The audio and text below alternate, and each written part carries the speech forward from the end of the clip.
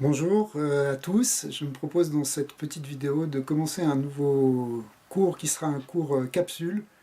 ou quelques minutes, quelques secondes, sur une pensée du jour, sur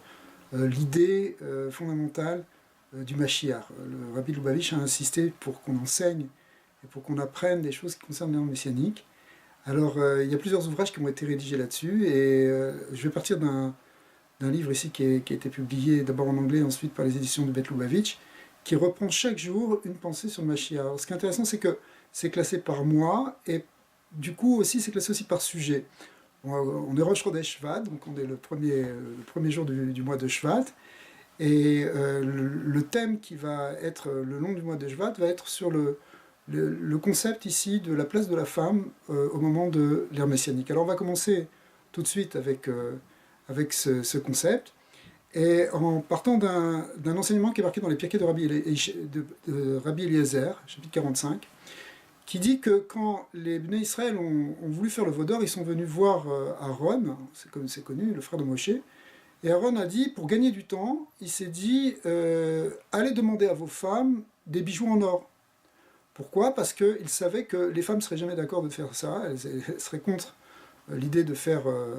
l'idolâtrie, un veau d'or, et donc ça les gagnait du temps. Il espérait qu'en attendant, Moshe Rabbeinu allait redescendre du mont Sinaï, et que finalement ils n'allaient pas faire le veau d'or. Et puis, donc ça c'est ce qu'on voit. Alors effectivement, Akadosh Baruch Hu dit, le Pirkei de Rabbi Eliezer, qui est un midrash, dit que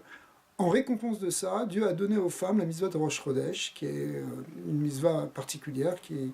est liée avec la place de la femme. Normalement, une femme ne travaille pas à Rosh Chodesh. C'est un jour de fête pour elle, le jour de Rosh Chodesh.